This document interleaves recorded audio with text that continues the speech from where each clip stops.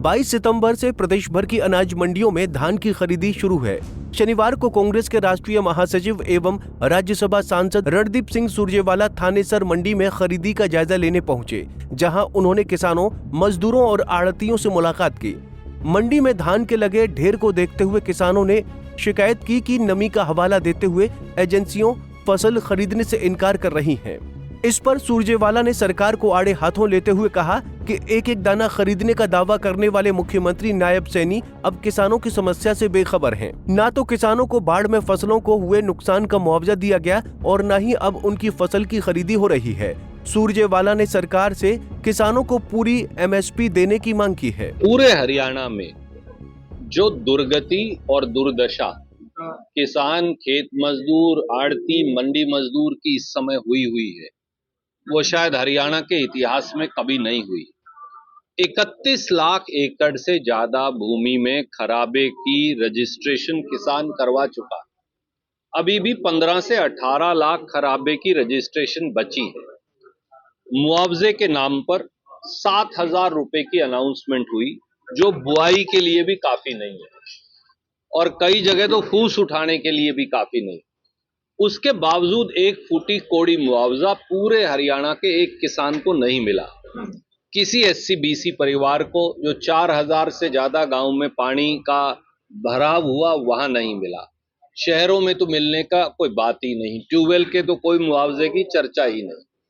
और अब जब धान लेकर किसान मंडी के अंदर है, तो वायदा तो था 3100 रुपया प्रति क्विंटल धान की कीमत देने का।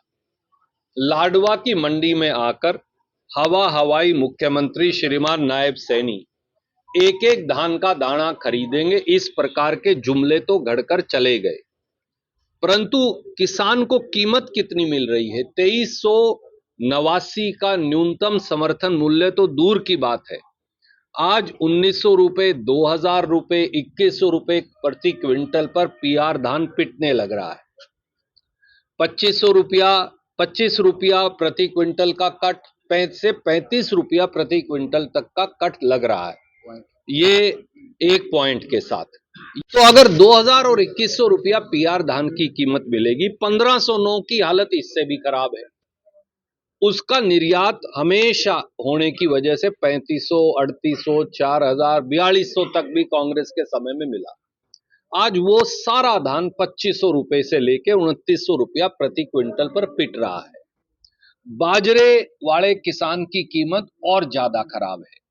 आप चरखी दादरी चले जाओ, भिवानी चले जाओ, महेंद्रगढ़ जाओ, फतेहाबाद जाओ, सरसा जाओ, हमारे इलाके में नहीं होता जीटी रोड बेल्ट में, पर 2700 रुपए से ज्यादा न्यूनतम समर्थन मूल्य बाजरे का है।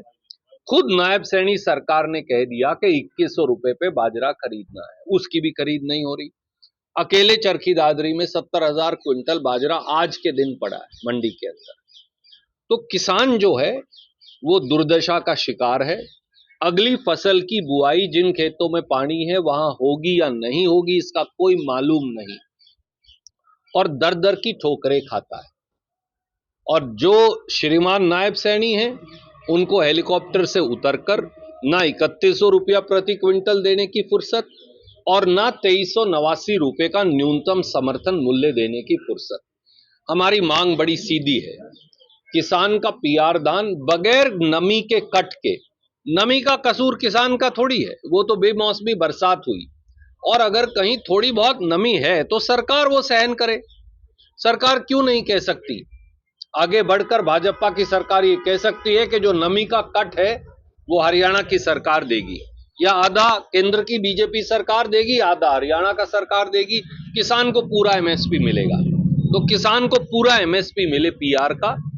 1509 का धान का अगर निर्यात नहीं हो रहा, 11-21, 11-23 का जो आने वाला है उसका निर्यात नहीं भी होगा, मुच्छल का या दूसरे धान का, बासमती का निर्यात नहीं भी होगा, तो सरकार खरीद ले।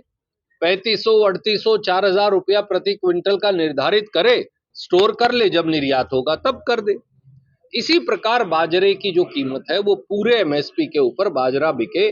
जो हमारा दक्षिणी हरियाणा या भिवानी दादरी का जो क्षेत्र है उसके अंदर जो आज किसान पीड़ित है, और सारा मुआवजा अगले 7 दिन के अंदर दें, ताकि उसमें और कोई विलंब ना हो। उसके साथ साथ ट्यूबवेल का भी दें, और जिन गांव में जल भराव हुआ है वहां एससी बीसी परिवार जो भूमिहीन है उनको भी दें। और जो राइस मिलर की रजिस्ट्रेशन नहीं होने लग रही और राइस मिलर परेशान है, उसकी रजिस्ट्रेशन हो ताकि उठान और खरीद दोनों समय पे हो सके। सुरजेवाला साहब, अगर नीचे उतरें तो उन्हें सच्चाई का पता चले। लाडवा की क्या हालत है, थानेसर की क्या हालत है, पीपली मंडी की क्या हालत है, करनाल मंडी की क्या हालत है, अंबाला और यमुनानगर, कैथल और जींद की क्या हालत है। क्या मुख्यमंत्री किसी मंडी में गए? क्या मुख्यमंत्री चरखी दादरी या भिवानी जाने की जहमत करेंगे बाजरा किसानों के आंसू पहुंचने के लिए? क्या वो पीपली और थानेसर आएंगे? क्या वो कैथल और जींद की मंडी में जाएंगे? क्या वो बाढ़ में भी कहीं गए? मारकंडा जी के पुल पर खड़े होकर टाटा बाय बाय करके जाने से किसान को मुआवजा नहीं मिल जाएगा। ना 2023 का मुआवजा दिया इस सरकार ने और ना 2025 के मुआवजे की एक फूटी कौड़ी दी। 23 में जो बाढ़ आई थी आज तक उसका मुआवजा नहीं मिला। जाकर शाहबाद पता कर लीजिए, अनिल भाई यहाँ खड़े हैं, पता करिए अशोक अरोड़ा जी से, पता करिए चुने हुए दूसरे प्रतिनिधियों से, पता करिए किसान यूनियन के साथियों से, पता करिए मंडी के साथियों से। सच्चाई ये है कि अगर आंख पर सत्ता के गरूर का काला चश्मा श्रीमान नायब सैनी ने लगा लिया तो वो इल्जाम लगाने से नहीं उतरेगा, राहत की मरहम लगाने से उतरेगा। सुरजेवाला ने आगे भाजपा सरकार को उद्योगपति अडानी का एजेंट करार देते हुए आरोप लगाया कि वो मंडियां बंद करके आड़तियों मजदूरों का धंधा खत्म कर देंगे। सर देखिए मेरे मित्र, कई चीजें हैं प्रतीकात्मक। उन प्रतीकात्मक बातों से ना पेट भरता, ना रोटी चलती, ना किसान और मजदूर की जिंदगी चलती।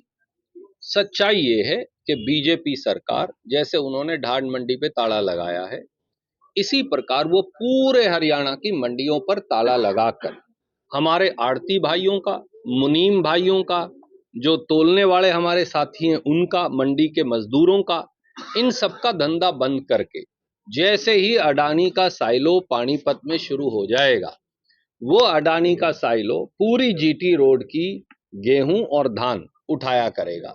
धीरे धीरे मंडी के व्यापार को खत्म करना है और किसान को अडानी के साइलो के बाहर लाइन में खड़े करना है और उनके एजेंट के तौर पर भाजपा की मौजूदा सरकार काम कर रही है। वहीं थानेसर कांग्रेस विधायक अशोक अरोड़ा ने प्रति एकड़ धान की पैदावार में आई कमी का हवाला देते हुए सरकार से किसानों को अतिरिक्त मुआवजा देने की मांग की है। कुरुक्षेत्र से रणदीप रोड, पंजाब केसरी टीवी। हमसे जुड़े रहने के लिए हमारे YouTube चैनल को सब्सक्राइब करें और नई वीडियो की नोटिफिकेशन के लिए बेल आइकॉन को दबाएं। अगर आप ये वीडियो Facebook पर देख रहे हैं तो लाइक जरूर करें और ज्यादा से ज्यादा शेयर करें। धन्यवाद।